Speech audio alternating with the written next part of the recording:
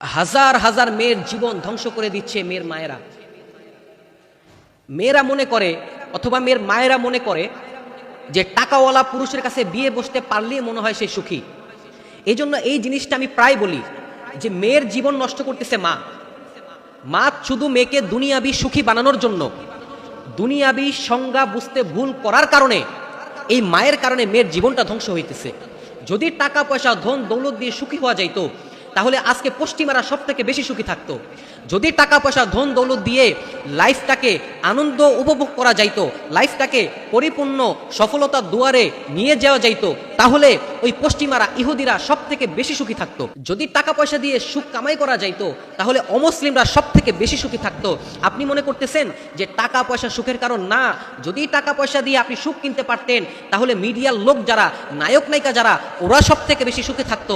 যদি টাকা পয়সা দিয়ে সুখী হওয়া যাইতো তাহলে মিডিয়ার ব্যক্তিত্ব যারা, যারা মিডিয়া পার্টনার, যারা মিডিয়াতে কাজ করে, ওরা কখনোই আত্মহত্যা করতো না।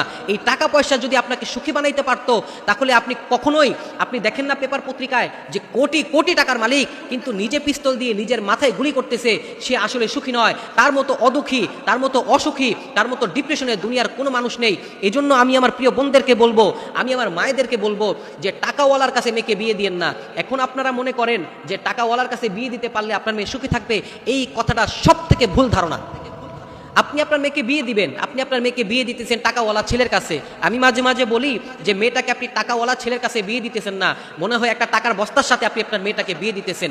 এই জন্য প্রিয় মায়েরা, প্রিয় বোনেরা, আপনারা বিয়ে বসার আগে অথবা আপনারা আপনাদের মেয়েকে বিয়ে দেওয়ার আগে ভালো করে খোঁজখবর নেবেন ছেলেটাকে আসলেই টাকাওয়ালা নাকি ছেলেটা টাকার লোভ দেখিয়ে, টাকা, ভুল টাকা কামিয়ে, অবৈধ টাকা কামিয়ে আপনার মেয়ের লাইফটাকে ধ্বংস করে দিবে। টাকাওয়ালার কাছে মেয়েকে বিয়ে না দিয়ে একটা দিনদার ছেলের কাছে, একটা ভালো ছেলের কাছে, যেই ছেলেটা গরিব হতে পারে, তার টাকা পয়সা কম থাকতে পারে, কিন্তু ছেলেটার চরিত্র ভালো, ছেলেটা ভদ্র, ছেলেটা দিনদার, এই ছেলেটার কাছে বিয়ে বসলে আপনার মেয়ে সুখী থাকবে। এই ছেলের কাছে আপনি আপনার মেয়েকে বিয়ে দিলে আপনার মেয়ে একটা জান্নাতি লাইফ লিড করবে। এরকম একটা ছেলের কাছে আপনি আপনার মেয়েকে বিয়ে দিবেন।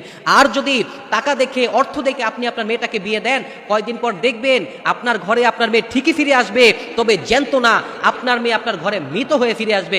এই কথাটা আমি আপনাকে বলে দিলাম।